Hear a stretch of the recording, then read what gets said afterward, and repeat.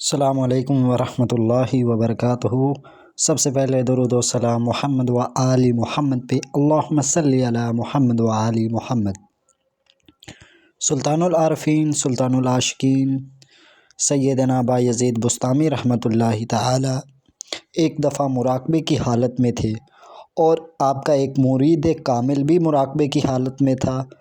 تو مراقبے کے بعد اس مرید کامل نے سوال کیا کہ آپ مراقبے کی حالت میں آپ کہاں تھے؟ فرمایا کہ میں بارگاہ خداوندی میں۔ اس وقت اس مرید کامل نے کہا کہ میں بھی وہیں تھا، لیکن میں نے آپ کو نہیں دیکھا، آپ کہاں تھے؟ یعنی جب سلطان العارفین سیدنا بایزید بسطامی رحمۃ اللہ علیہ بھی مراقبے میں تھے، اور آپ کا ایک مرید بھی مراقبے کی حالت میں تھا، وہ مرید بھی کامل تھا، تو اس نے آپ سے سوال کیا کہ آپ مراقبے کی حالت میں کہاں تھے؟ تو آپ نے فرمایا کہ میں بارگاہ خداوندی میں تھا۔ تو مرید کامل نے کہا کہ میں بھی بارگاہ خداوندی میں تھا، لیکن میں نے تو آپ کو نہیں دیکھا، میں نے تو ہر طرف دیکھا، آپ تو موجود ہی نہیں تھے وہاں۔ آپ نے فرمایا کہ تیری اور اللہ تعالیٰ کے مابین ایک حجاب تھا، ایک پردہ تھا، میں ذات باری تعالیٰ کے بالکل سامنے تھا، اسی وجہ سے آپ مجھے نہ دیکھ سکے۔ یعنی آپ سیدنا بایزید بسطامی رحمۃ اللہ علیہ نے فرمایا کہ تیرے اور اللہ تعالیٰ کے مابین ایک پردہ تھا، اور میں اللہ تعالیٰ کے بالکل سامنے تھا، میرے اور اللہ تعالیٰ کے درمیان کوئی پردہ نہیں تھا، اس لیے اس ایک پردے کی وجہ سے تو مجھے نہیں دیکھ پایا۔ پھر فرمایا کہ جو شخص اتباع سنت کے بغیر خود کو صاحب طریقت کہتا ہے وہ کاذب ہے، کیونکہ اتباع شریعت کے بغیر طریقت کا حصول ممکن ہی نہیں ہے۔ آپ رحمۃ اللہ علیہ فرماتے ہیں کہ مراقبے کا اصل مقصد ہے خود کی ذات کو مٹا دینا، اپنی ذات کو فنا کر دینا۔ یعنی جب آنکھیں بند کریں تو آپ کی ذات ہو ہی نہ، صرف ذات ہو باری تعالیٰ کی۔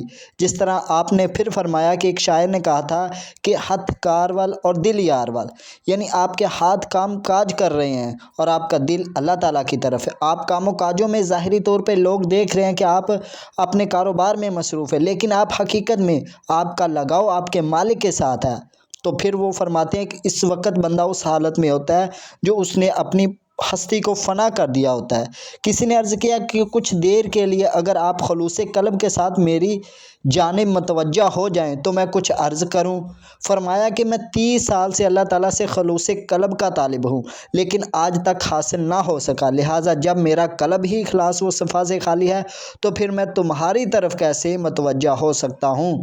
پھر فرمایا کہ لوگ یہ تصور نہ کریں کہ راہ حق مہر منور کی طرح روشن ہے، اس لیے یہ کہ ایک ایسا رستہ ہے کہ میں برسوں سے سوئی کے ناکے کے برابر سوراخ تلاش کر رہا ہوں مگر نہیں ملتا، اور جس وقت آپ کو کوئی پریشانی لاحق ہوتی تو فرماتے اے اللہ روٹی تو عطا کر دی، سالن بھی دے دے تاکہ اچھی طرح کھا سکوں۔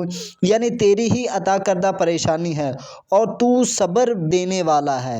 ایک مرتبہ حضرت ابو موسیٰ نے سوال کیا کہ آپ کی راتیں کیسی گزری ہیں؟ فرمایا کہ یاد الہی سے مجھے سحر و شام کا پتہ ہی نہیں چلا۔ یعنی آپ نے فرمایا کہ آپ اللہ تعالیٰ سے فرماتے تھے کہ اے اللہ تعالیٰ تو نے مجھے روٹی تو عطا کر دی، اب سالن بھی عطا کر۔ روٹی کا مطلب آپ اس وقت یہ فرما رہے تھے کہ تو نے مجھے پریشانی تو لاحق کر دی ہے، اب مجھے سالن صبر کا کہہ رہے تھے، یعنی اب مجھے صبر بھی عطا کر دے۔ تو یہ تھی ہماری آج کی ویڈیو، ملتے ہیں کسی اور ویڈیو میں، تب تک کے لیے اللہ حافظ۔